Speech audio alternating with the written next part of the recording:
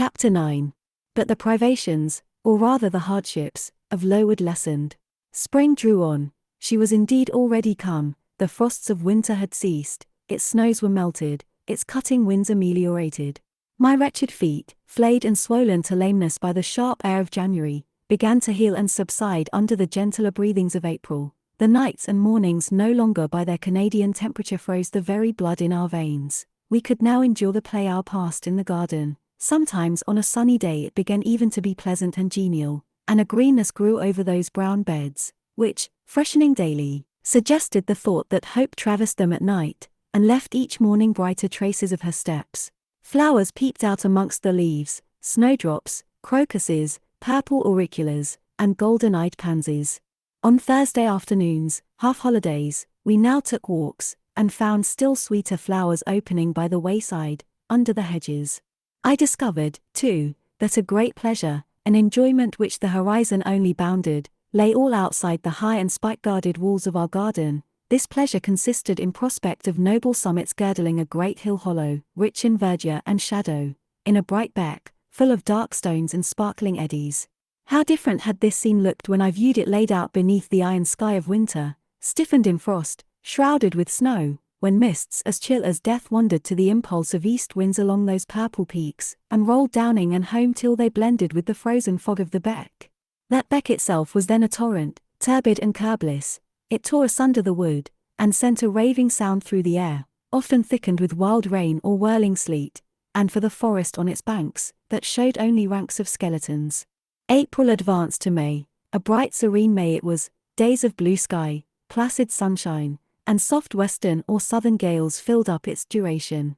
And now vegetation matured with vigor, Lowood shook loose its tresses, it became all green, all flowery, its great elm, ash, and oak skeletons were restored to majestic life, woodland plants sprang up profusely in its recesses, unnumbered varieties of moss filled its hollows, and it made a strange ground sunshine out of the wealth of its wild primrose plants. I have seen their pale gold gleam in overshadowed spots like scatterings of the sweetest luster. All this I enjoyed often and fully, free, unwatched, and almost alone. For this unwonted liberty and pleasure there was a cause, to which it now becomes my task to advert. Have I not described a pleasant site for a dwelling, when I speak of it as bosomed in hill and wood, and rising from the verge of a stream? Assuredly, pleasant enough, but whether healthy or not is another question. That forest dell, where Lowood lay, was the cradle of fog and fog-bred pestilence, which, quickening with the quickening spring, crept into the orphan asylum, breathed typhus through its crowded schoolroom and dormitory, and, ere May arrived, transformed the seminary into an hospital.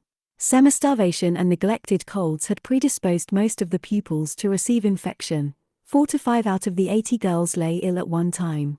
Classes were broken up, rules relaxed.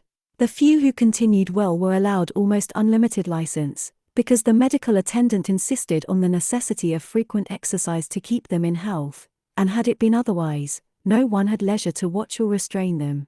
Miss Temple's whole attention was absorbed by the patients. She lived in the sick room, never quitting it except to snatch a few hours' rest at night. The teachers were fully occupied with packing up and making other necessary preparations for the departure of those girls who were fortunate enough to have friends and relations able and willing to remove them from the seat of contagion. Many, already smitten, went home only to die. Some died at the school, and were buried quietly and quickly, the nature of the malady forbidding delay. While disease had thus become an inhabitant of Lowood, and death its frequent visitor, while there was gloom and fear within its walls, while its rooms and passages steamed with hospital smells, the drug and the pastille striving vainly to overcome the effluvia of mortality, that bright May shone unclouded over the bold hills and beautiful woodland out of doors. Its garden, too, glowed with flowers. Hollyhocks had sprung up tall as trees, lilies had opened, tulips and roses were in bloom, the borders of the little beds were gay with pink thrift and crimson double daisies, the sweetbriars gave out, morning and evening, their scent of spice and apples, and these fragrant treasures were all useless for most of the inmates of Lowood, except to furnish now and then a handful of herbs and blossoms to put in a coffin. But I, and the rest who continued well, enjoyed fully the beauties of the scene and season. They let us ramble in the wood, like gypsies, from morning till night. We did what we liked, went where we liked, we lived better too. Mr. Brocklehurst and his family never came near Lowood now. Household matters were not scrutinized into. The cross housekeeper was gone, driven away by the fear of infection. Her successor, who had been matron at the Loton dispensary, unused to the ways of her new abode, provided with comparative liberality. Besides, there were fewer to feed, the sick could eat little, our breakfast basins were better filled. When there was no time to prepare a regular dinner, which often happened, she would give us a large piece of cold pie, or a thick slice of bread and cheese, and this we carried away with us to the wood, where we each chose the spot we liked best, and dined sumptuously. My favourite seat was a smooth and broad stone, rising white and dry from the very middle of the beck, and only to be got at by wading through the water, a feat I accomplished barefoot. The stone was just broad enough to accommodate, comfortably, another girl and me, at that time my chosen comrade, one Mary and Wilson, a shrewd, observant personage, whose society I took pleasure in, partly because she was witty and original, and partly because she had a manner which set me at my ease. Some years older than I, she knew more of the world, and could tell me many things I liked to hear. With her my curiosity found gratification. To my faults also she gave ample indulgence, never imposing curb or rein on anything I said. She had a turn for narrative, I for analysis, she liked to inform, I to question, so we got on swimmingly together, deriving much entertainment, if not much improvement, from our mutual intercourse. And where, meantime, was Helen Burns? Why did I not spend these sweet days of liberty with her? Had I forgotten her? Or was I so worthless as to have grown tired of her pure society?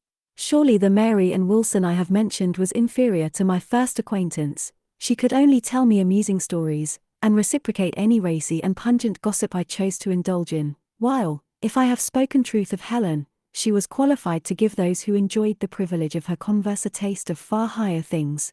True, reader, and I knew and felt this, and though I am a defective being, with many faults and few redeeming points, yet I never tired of Helen Burns, nor ever ceased to cherish for her a sentiment of attachment as strong, tender, and respectful as any that ever animated my heart. How could it be otherwise, when Helen, at all times and under all circumstances, evinced for me a quiet and faithful friendship, which ill humour never soured, nor irritation never troubled? But Helen was ill at present. For some weeks she had been removed from my sight to I knew not what room upstairs.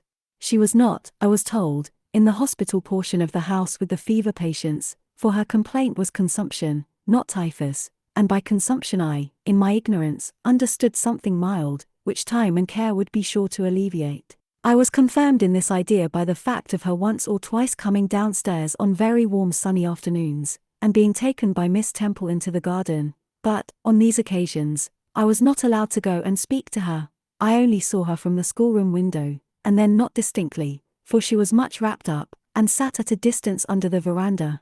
One evening, in the beginning of June, I had stayed out very late with Mary and in the wood, we had, as usual, separated ourselves from the others, and had wandered far, so far that we lost our way, and had to ask it at a lonely cottage, where a man and woman lived, who looked after a herd of half-wild swine that fed on the mast in the wood. When we got back, it was after moonrise. A pony, which we knew to be the surgeon's, was standing at the garden door. Marian remarked that she supposed someone must be very ill, as Mr. Bates had been sent for at that time of the evening. She went into the house. I stayed behind a few minutes to plant in my garden a handful of roots I had dug up in the forest, and which I feared would wither if I left them till the morning. This done, I lingered yet a little longer. The flowers smelt so sweet as the dew fell, it was such a pleasant evening, so serene, so warm, the still glowing west promised so fairly another fine day on the morrow, the moon rose with such majesty in the grave east. I was noting these things and enjoying them as a child might, when it entered my mind as it had never done before. How sad to be lying now on a sick bed, and to be in danger of dying. This world is pleasant, it would be dreary to be called from it, and to have to go who knows where. And then my mind made its first earnest effort to comprehend what had been infused into it concerning heaven and hell, and for the first time it recoiled, baffled, and for the first time glancing behind, on each side, and before it, it saw all round an unfathomed gulf. It felt the one point where it stood, the present, all the rest was formless cloud and vacant depth, and it shuddered at the thought of tottering, and plunging amid that chaos. While pondering this new idea, I heard the front door open. Mr. Bates came out, and with him was a nurse. After she had seen him mount his horse and depart, she was about to close the door, but I ran up to her. How is Helen Burns? Very poorly, was the answer. Is it her Mr. Bates has been to see? Yes. And what does he say about her? He says she'll not be here long. This phrase, uttered in my hearing yesterday, would have only conveyed the notion that she was about to be removed to Northumberland, to her own home. I should not have suspected that it meant she was dying, but I knew instantly now. It opened clear on my comprehension that Helen Burns was numbering her last days in this world, and that she was going to be taken to the region of spirits, if such region there were. I experienced a shock of horror, then a strong thrill of grief, then a desire and necessity to see her, and I asked in what room she lay. She is in Miss Temple's room, said the nurse. May I go up and speak to her? Oh no, child. It is not likely, and now it is time for you to come in. You'll catch the fever if you stop out when the dew is falling. The nurse closed the front door. I went in by the side entrance which led to the schoolroom. I was just in time. It was 9 o'clock, and Miss Miller was calling the pupils to go to bed. It might be 2 hours later, probably near 11, when I, not having been able to fall asleep, and deeming, from the perfect silence of the dormitory, that my companions were all wrapped in profound repose, rose softly, put on my frock over my nightdress, and, without shoes, crept from the apartment and set off in quest of Miss Temple's room. It was quite at the other end of the house, but I knew my way, and the light of the unclouded summer moon, entering here and there at passage windows, enabled me to find it without difficulty. An odor of camphor and burnt vinegar warned me when I came near the fever room, and I passed its door quickly, fearful lest the nurse who sat up all night should hear me. I dreaded being discovered and sent back, for I must see Helen, I must embrace her before she died, I must give her one last kiss, exchange with her one last word. Having descended a staircase, traversed a portion of the house below, and succeeded in opening and shutting, without noise, 2 doors, I reached another flight of steps. These I mounted, and then just opposite to me was Miss Temple's room. A light shone through the keyhole and from under the door. A profound stillness pervaded the vicinity. Coming near, I found the door slightly ajar, probably to admit some fresh air into the close abode of sickness. Indisposed to hesitate, and full of impatient impulses, soul and senses quivering with keen throes, I put it back and looked in. My eye sought Helen, and feared to find death. Close by Miss Temple's bed, and half covered with its white curtains, there stood a little crib. I saw the outline of a form under the clothes, but the face was hid by the hangings. The nurse I had spoken to in the garden sat in an easy-chair asleep, an unsnuffed candle burnt dimly on the table. Miss Temple was not to be seen. I knew afterwards that she had been called to a delirious patient in the fever room. I advanced, then paused by the crib side. My hand was on the curtain, but I preferred speaking before I withdrew it. I still recoiled at the dread of seeing a corpse. Helen! I whispered softly, are you awake? She stirred herself, put back the curtain, and I saw her face, pale, wasted, but quite composed. She looked so little changed that my fear was instantly dissipated. Can it be you, Jane? She asked, in her own gentle voice. Oh!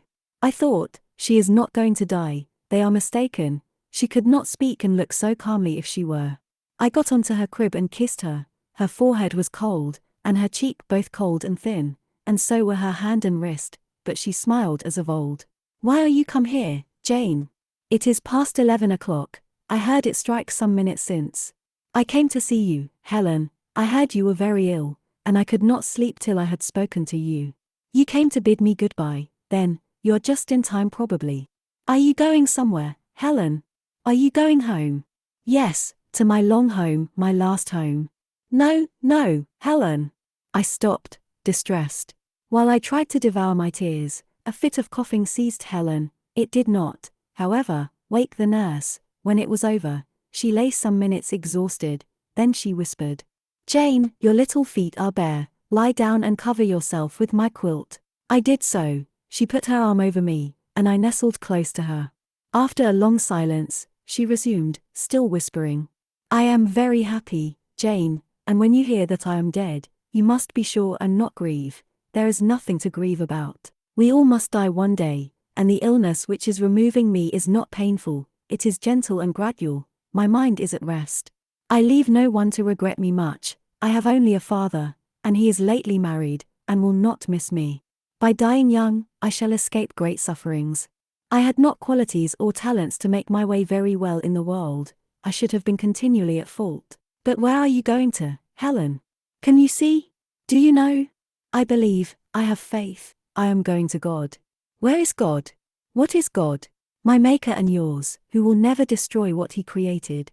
I rely implicitly on his power, and confide wholly in his goodness. I count the hours till that eventful one arrives which shall restore me to him, reveal him to me. You are sure, then, Helen, that there is such a place as heaven, and that our souls can get to it when we die? I am sure there is a future state. I believe God is good. I can resign my immortal part to him without any misgiving. God is my Father, God is my friend, I love him, I believe he loves me. And shall I see you again, Helen, when I die?